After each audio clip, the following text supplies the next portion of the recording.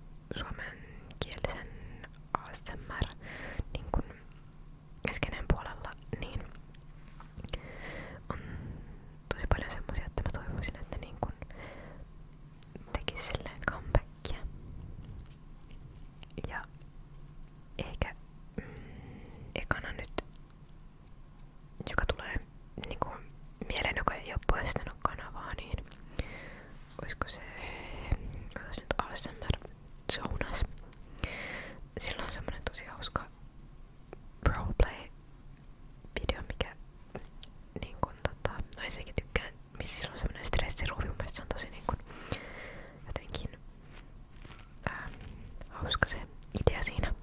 Mutta siis mä ensiksi olen ihminen, joka kuuntelee ASMR:ää semmosen nukahtamis- rentoutumistarkoitukseen. Mutta sillä on niinku joku tervetuloa peli-iltaan tai joku tämmönen, mä oon kattonut sen videon niin monta kertaa niinku sen takia, koska mua niinku naurattaa, kun mä katon sitä ja sit okei, siinä on myös tosi kivoja ääniä, mutta kuitenkin niin on monia, jota mä odotan ja toivon, että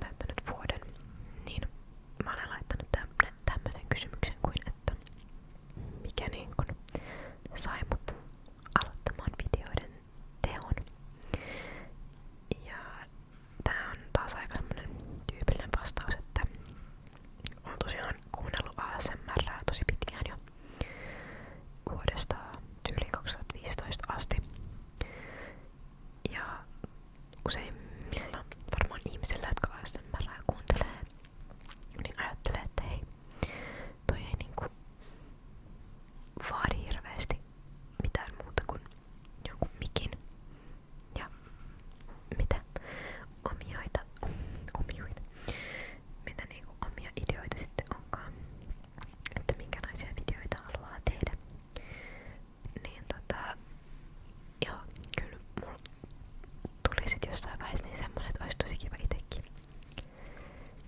itsekin kokeilla. Ja muutenkin ASMR-yhteisö on semmonen mun mielestä niinku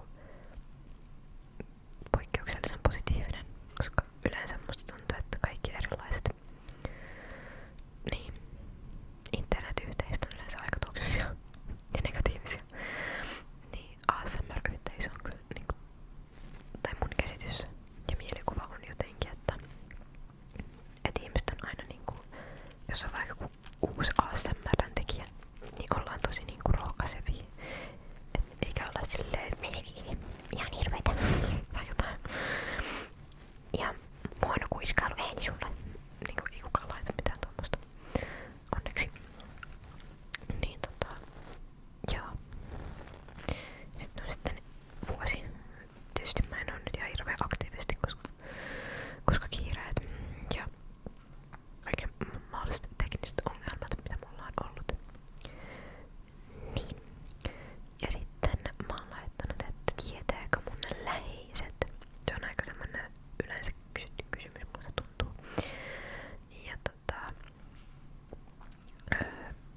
kyllä mun niinku kaverit tietää, että kyllä mä oon maininnut, mutta siis perheelle en.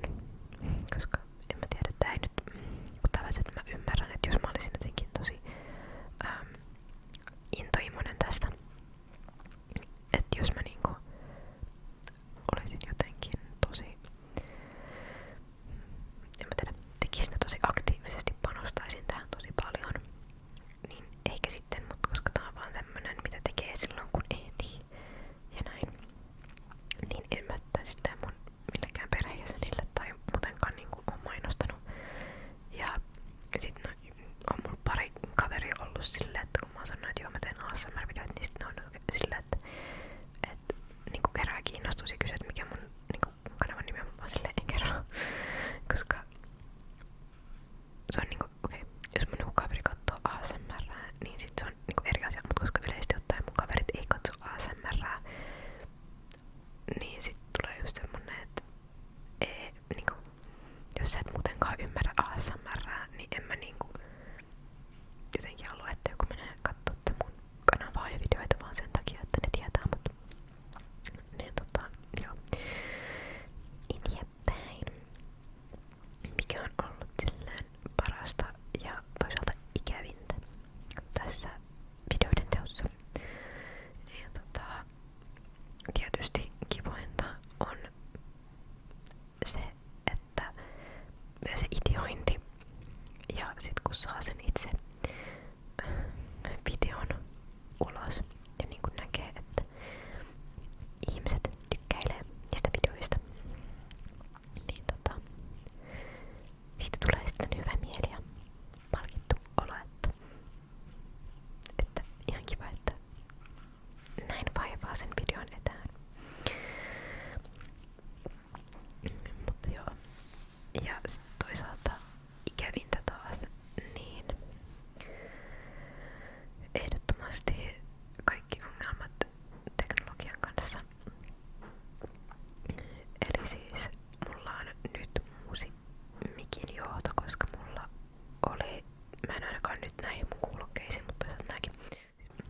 Joo, mulla on ollut niinku kaikki kuulokkeiden mikin ja kaikenkaan on ollut ongelmia, että tää mikki päästää välissä, mutta niinku särinä